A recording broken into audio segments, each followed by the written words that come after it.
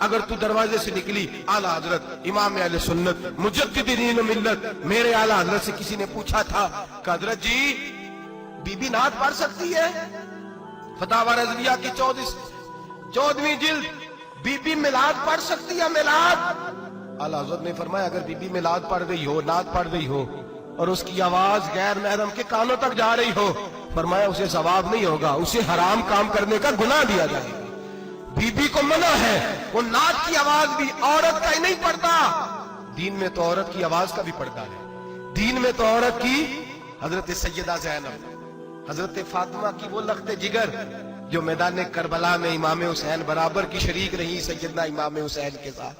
یحییٰ بن معین کہتے ہیں میں 15 سال تک حضرت زینب کا پڑوسی رہا ہوں۔ 15 سال، گھر برابر ہوتا ہے نا، بندہ بی بی دیکھ ہی لیتا ہے۔ وہ بی بی کبھی پردہ ڈال کے جا رہی ہے دوائی لینے، کبھی نظر آ ہی جاتی ہے۔ کہتے ہیں 15 سال میں سیدہ فاطمہ کی بیٹی کا پڑوسی رہا ہوں، میں نے کبھی برقعے میں چھپی ہوئی زینب بھی نہیں دیکھی، برقعے میں چھپی ہوئی زینب بھی کبھی نہیں دیکھی۔ حضرت عبداللہ بن جعفر طیار جناب علی المرتضیٰ کے بھائی تھے، ان کے بیٹے کے ساتھ ان کا نکاح ہوا تھا، بیمار ہو گئی۔ حضرت عبداللہ کہنے لگے زینب چل تجھے حکیم کے پاس لے جاؤں، طبیب کے پاس لے جاؤں۔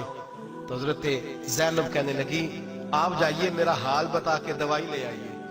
تو حضرت عبداللہ جعفر طیار کہنے لگے شریعت میں گنجائش ہے ڈاکٹر کے پاس جانے، حکیم کے پاس جانے کی گنجائش ہے، تو چلتی کیوں نہیں؟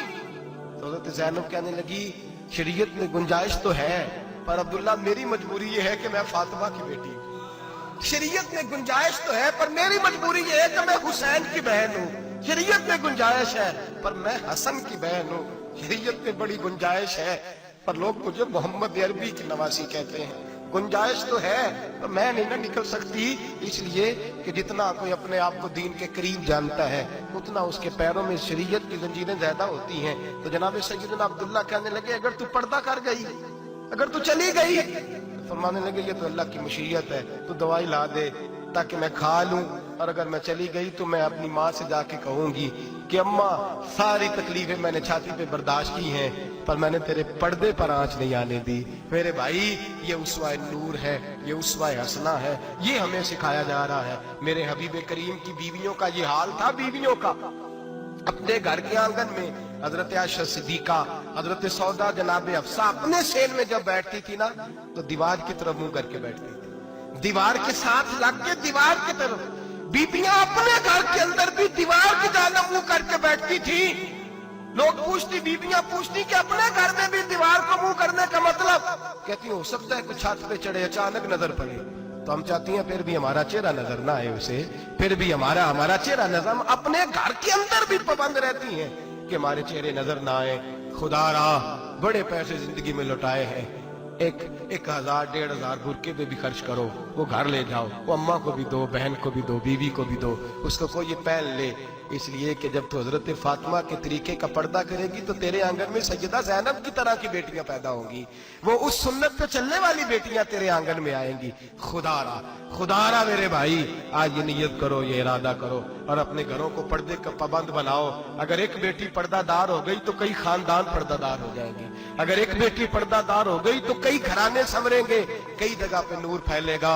اے عرش کے مالک، اے میرے محبوب کے خدا، تجھے واسطہ ہے میرے محبوب کی بیویوں کا اور تجھے صدقہ حضور کی شہزادیوں کا۔ اے اللہ اتنا کرم برسا، اتنی رحمت برسا کہ میرے وطن کی بیٹیاں اور میرے وطن کی مائیں بہنیں بچیاں یہ سمجھ جائیں کہ ہماری نجات صرف حضرت فاطمہ کے برقعے میں ہے، حضرت عائشہ کے پردے میں ہے، سیدہ خدیجہ الکبریٰ کے حجاب میں ہے۔ اللہ کرے یہ سمجھ جائے اور یہ جب بھی سجدہ کریں تجھ سے حیا ہی مانگیں، یہ تجھ سے جب بھی سجدہ کریں یہ تجھ سے اپنے لیے چادر تطہیر اور پردہ تنویر ہی مانگیں۔ اللہ کرے مجھ بے عمل کی منہ سے نکلے ہوئے لفظ کسی کے دل میں تاثیر بن کے اترے اور پھر دنیا کے اندر یہ رواج عام ہو کہ ہر کوئی پردہ کرے، ہر کوئی با پردہ ہو جائے۔ اے اللہ تو تاثیر نازل فرما، اے اللہ تو عمل کی دولت نازل فرما، اے اللہ ہماری بیٹیوں کو عزت کی چادر عطا فرما، ہمیشہ مدحت خیر الانام میں گزرے۔